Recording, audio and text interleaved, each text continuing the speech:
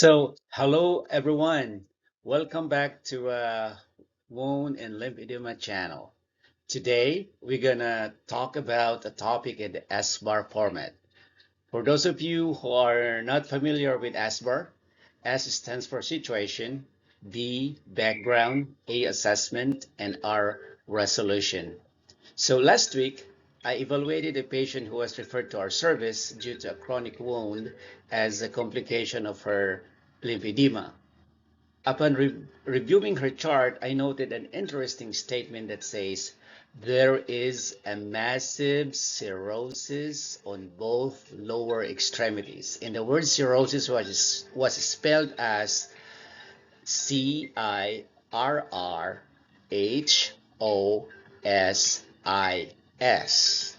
So my assessment is that the author was thinking correctly when uh, he or she was typing her notes, but looks like the word was written in error. So yes, ladies and gentlemen, spelling really matters. We live in a litigious country, and remember that the spelling changes the meaning of our words. So resolution is we need to review our notes before we save. So what is cirrhosis? Cirrhosis is simply the technical term or the medical term for dry skin. So the skin appears dry, scaly, and flaky. So the term does not have a particular diagnosis implication. That means to say that anyone who has dry skin should be investigated further for uh, any type of related underlying condition. So there's so many dermatological conditions that uh, will have cirrhosis as one of the manifestations. By the way, we often see this in lymphedema patients. And that's why I deal with this all the time. Because in lymphedema, there is so much congestion of lymphatic fluid in the intercellular space.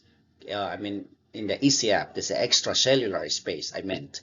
And there's so the diffusion of fluid going to the surface of the skin is impaired because there's so much uh, fluid in between, especially in the extracellular space. That is the reason why the surface of the skin is always dry.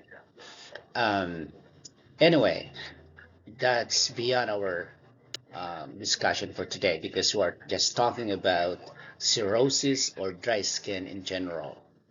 So, so how does it look? It's not definitely beautiful.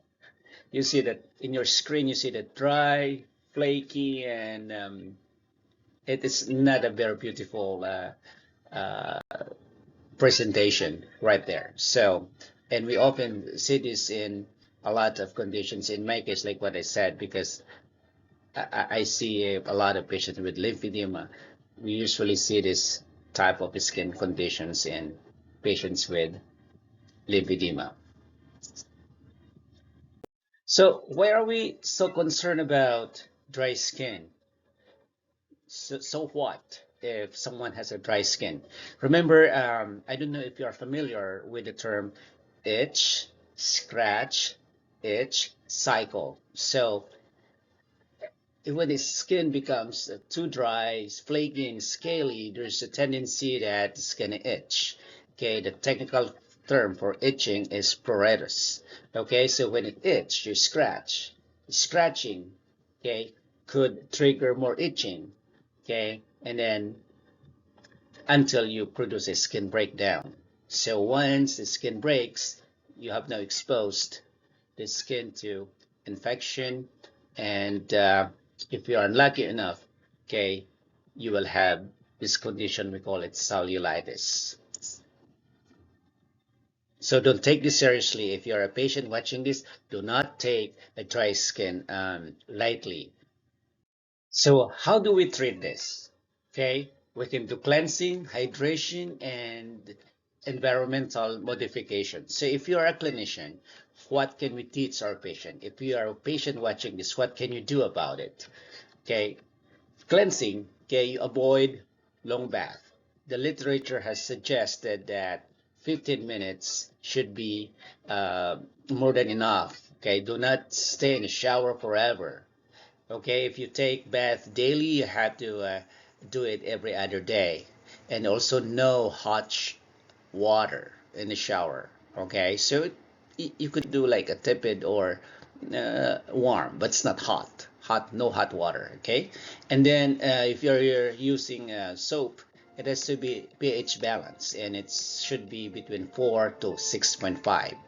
And if you are using a washcloth, do not vigorously scrub your skin with a washcloth, because in a skin who is so dry, scaly, and flaky, you can easily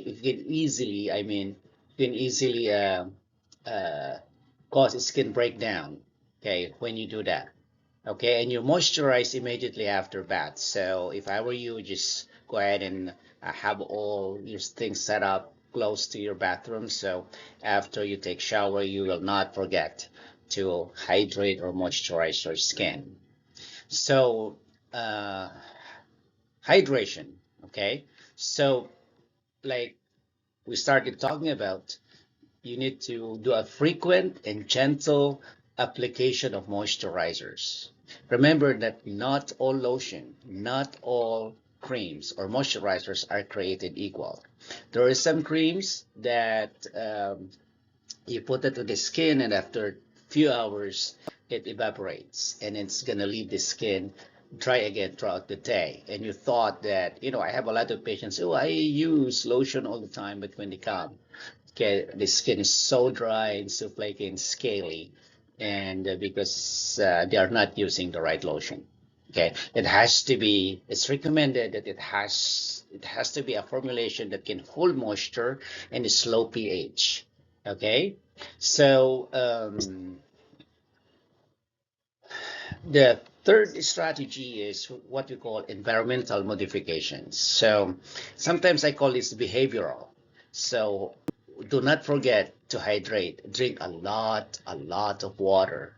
If there's no contraindication, if your doctor did tell you that you have to limit your fluid intake with that amount, okay, hydration, drinking a lot of water throughout the day would always help to mitigate the dryness of your skin, especially if you are an elderly. So if you're someone who works outside, like gardening, or you're like me, you want to go to the beach, okay?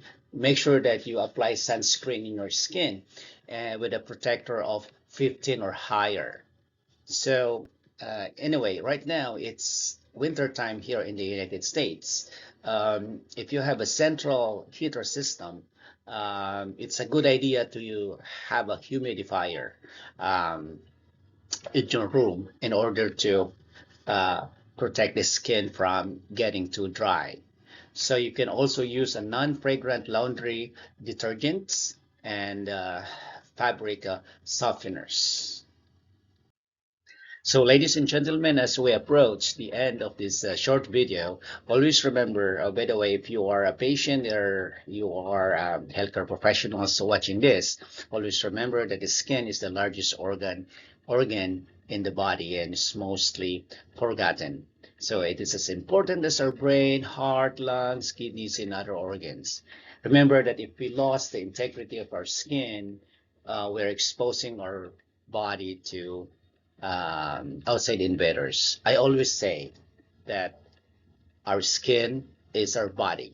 Make sure that avoid dryness, because once the skin gets dry, okay, it's now vulnerable to breakage, and when it breaks, okay, portal opened for situations like cellulitis and whatnot. That's all for today, and I hope you learned something from this video.